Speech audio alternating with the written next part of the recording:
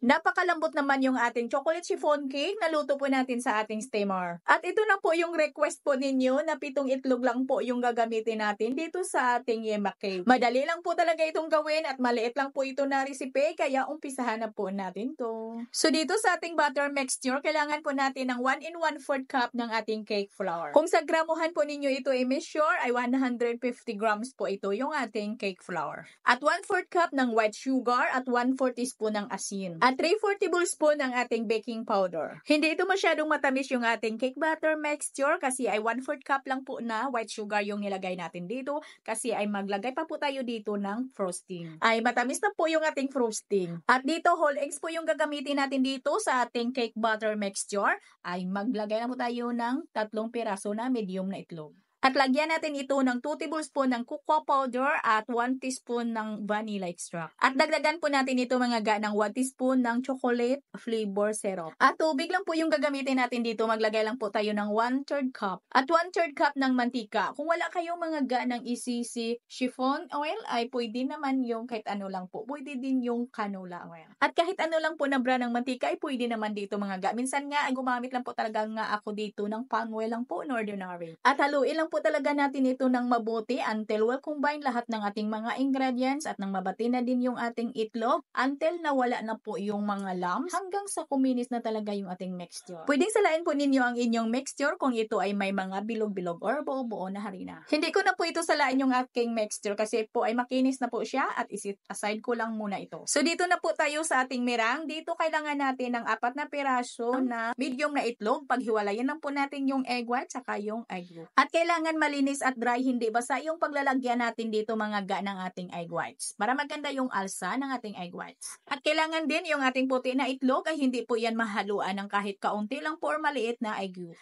At itong 4 po natin na piraso ng ating egg yolk ay ito po yung gagawin po natin mamaya ng ating yema frosting. So gagawa na po tayo ng ating mirang. Ito na po yung ating 4 na piraso ng egg whites at lagyan lang po natin ito ng 1/2 teaspoon ng cream of tartar. Kung wala kayong cream of tartar mga ga, pwede na gumamit tayo dito ng white vinegar o yung ating dato puti na suka.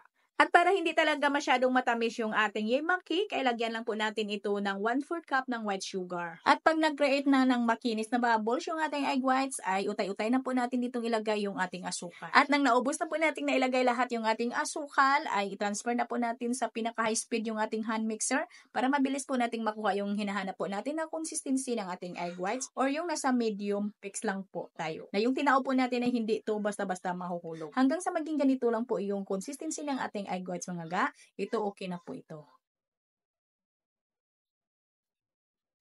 At ihalo na po natin ito sa ating cake butter mixture. At yung ating mirang ay hatiin lang po natin dito sa paglagay. And then mix lang po natin. At dahan-dahan lang po natin itong haluin at pwedeng-pwede talaga gamitin sa panghalo po natin yung ating wire west. Mas maganda nga kung wire west kasi para mabilis po na mag-well combine po yung ating mirang dito sa ating cake butter mix. Basta kailangan ay dahan-dahan lang at marunong ka lang mag-fold dito. At pag nag-well combine na po yung una nating lagay na mirang, ay pwede na po nating ilagay lahat yung natira pa natin na mirang. Yung asawa ko nga mga gapa gumawa dito ng maramihan na, ay naku po, hindi po niya ginamitan ng spatula or kaya yung ating wire west.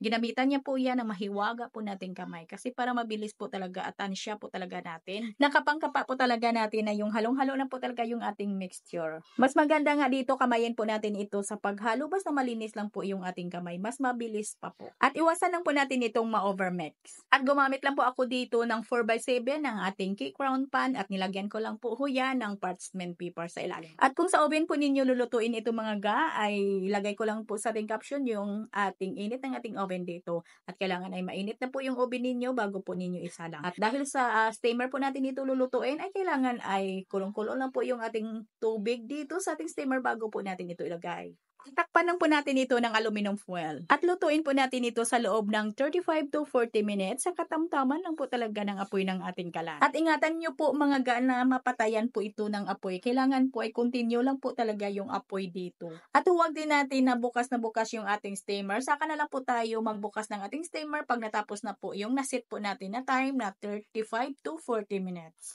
Ayan, napakabanghong mga ga at ang lambot po ng ating gawa. Napakalambot nga naman, ang sarap nga suntukin. At nang medyo malamig na pwede na po nating mahawakan ay pwede na po natin itong kuhanin sa kanyang molder. At itabi lang muna natin ito mga gagawa na po tayo ng ating chocolate yema frosting. So dito sa ating frosting, ito po yung 4 na piraso po natin na egg yolk at lagyan na po natin ito ng 1 can ng condensed milk or 390 grams. At 4 tablespoon ng cornstarch at maglagay po tayo ng 2 tablespoon ng cocoa powder at lagyan lang po natin ito ng Nescafe powder. Mga 1 teaspoon lang.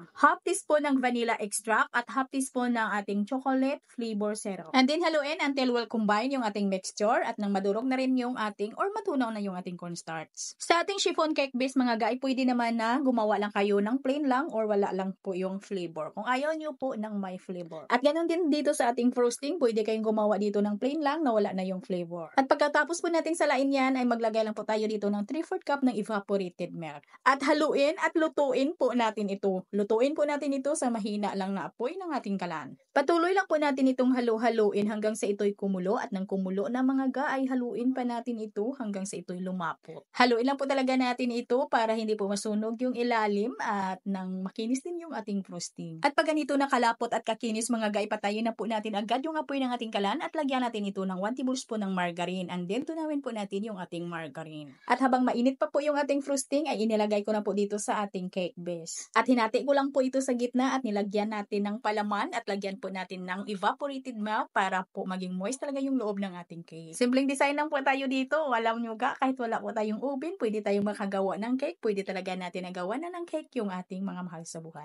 At yung design ko po dito mga ga ay huwag nyo lang pong sundin kasi pangit po yung pagka-design ko. At nilagyan ko lang po ito ng topping sa ibabaw na strawberry jam at yung ating cherries. At hanggang dito lang po yung ating video. Maraming salamat at bye-bye!